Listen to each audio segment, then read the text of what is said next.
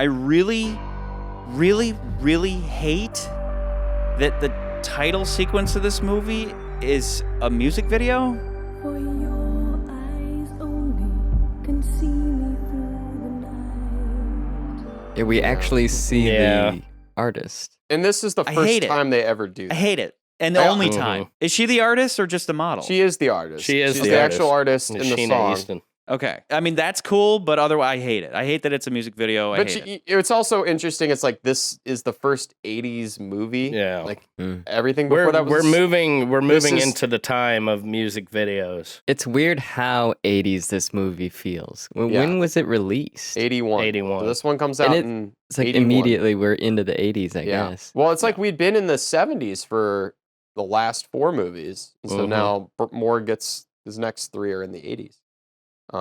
Which is just interesting, and he's just straddling 2 decades basically. Wait! Like in his 80s, like he's 80. No, he's 80 years old. F off. No, no, that's not what I said. I agree, Charlie, that I don't necessarily like the overshadowing of her in the whole overall of the intro. Like used to the normal colors and silhouettes that we see, it kind of dumbs it down because it seems more focused on her. But what are people's thoughts on the song?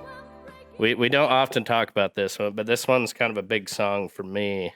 This is like not personally one of my favorites. I did put it in my notes. It was fine, but nothing special for me. I did put in my notes that basically they didn't get John Barry back, and it's very, very obvious in the score of this movie. And we get Bill Conti, is that how you say his name?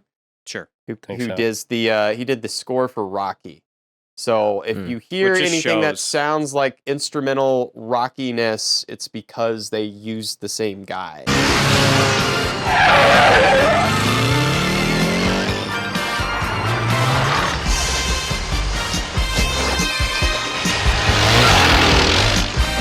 For many Bond fans, this is not, as far as the scores go, this isn't one of the better ones. I just see Rocky running on the beach. I do love this song, though.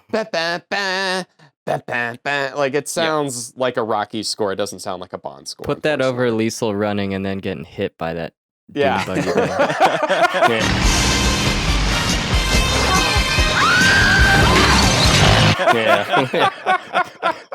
Which that was an impressive. That was an impressive hit. Like, clearly, well, it didn't look like a rag doll, whatever it was. Yeah. This movie was also PG, correct?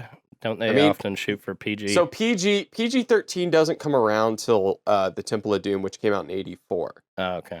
So till this point, as far as movie history, we finally get a rating system. So before that, everything had to go through the code and had to be within the code. But then we started getting a rating system which only included G, PG, and R. And then there was X, which X was more allocated to like porn. And then there were a lot of movies that like still have their PG rating today. But if they went back and said, oh, we're going to re-rate this, they would probably get a PG-13 rating. I will say the one point where that's kind of obvious, where they're trying to hold to like a PG standard is Apostle or Apostus or whatever, the guy he knifes off of the cliff. He falls like 100 feet, no fall damage whatsoever, just knife and a little bit just of the blood. knife, yeah. The scream is actually kind of comical. The sound effect, though, is kind of interesting that when he thuds, it's like... No damage, no fall damage whatsoever.